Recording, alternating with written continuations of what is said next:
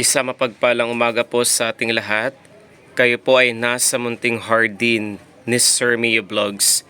And for today's update and for today's video ay gusto kong ibahagi ang isa sa mga halaman na considered air filtering at air purifying plants. Ang halaman na ito ay may botanical name na Chlorophytum amaniense. Mas kilala po ito sa pangalan na Farflush plant, Mandarin Orange Spider plant. Kapansin-pansin po na napakaganda ng kanyang postura or kaanyuan. Isa rin po sa mga gusto ko sa halaman na ito ay napakadaling alagaan. Sila po is napaparami po sa pamamagitan po ng stem cutting. Ayan siya guys. I-focus po natin para makita nyo po ang kanyang pinakatuktok na view or portion. Bakit nga ba hindi nawawala or magiging trending siya next year?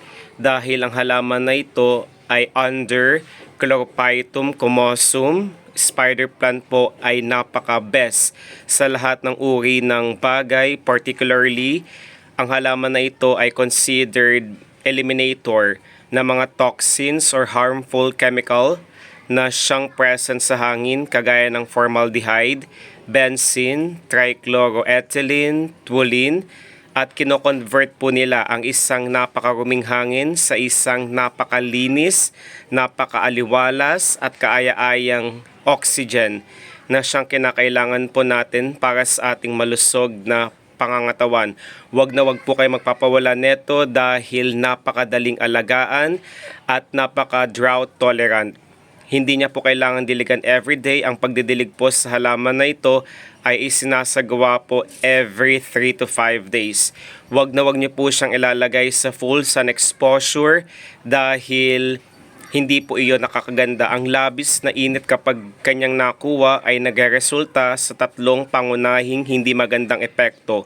Una sa lahat, kapag labis po ang kanyang init na nakuha, is mapapansin po natin na sa kanyang pinakagilid na dahon or edge, nagkakaroon po siya ng kayumanggi or itim na gilid. Kagaya po neto guys, ang ganitong scenario po ay hindi po nakakabuti dahil po labis po ang kanyang nakuha na init. They can only thrive and tolerate yung sun exposure ng 1 to 2 hours lamang po. Mas lalaking maganda, malusog, masagana ang nasabing Farflush plant kapag inilagay po natin siya sa isang lokasyon na mahalumigmig, humid or moist. Pumili po tayo ng isang lugar sa ating bahay, negosyo, business na may filtered sunlight po. Paano nga ba siya nagiging money maker? Ilalagay po natin siya doon sa harapan na pintuan ng ating bahay dahil po bukod sa considered lucky house plant, doon pa lamang po sa pinakapintuan ng ating negosyo, ng ating bahay ay salang-sala na ang mga enerhiya na siyang gustong pumasok sa ating bahay. Kumbaga tinatanggal nila ang mga palipad hangin, kulam, yung not so good vibrations, yung unhealthy vibes na gustong pumasok ay talagang tinatanggal niya. At kapag nangyari iyon na ineliminate niya ang mga hindi magandang dulot or epekto ng mga enerhiya na siyang hindi magandang dulot sa ating negosyo or bahay, magiging maalwan na po ang buhay natin. At kapansin-pansin po na ang halaman na ito ang siyang tutulong sa atin para magkaroon tayo ng maraming mga oportunidad para sa katuparan ng ating negosyo, sa ating buhay at sa ating sarili po. Isa rin po ang halaman na ito sa hindi nawawala dahil considered po siya as wish granter. Kapag sinabihan mo siya ng inyong mga panalangin, pangarap, mga dasal na siyang nanggagaling sa ating puso ay agaran niyang matutupad. Be sure na maglalaan po tayo ng sapat na oras, panahon at enerhiya para makitaan po natin siya ng isang malago, maganda, napakaluningning, maakit at kaaya-ayang postura or kaanyuan.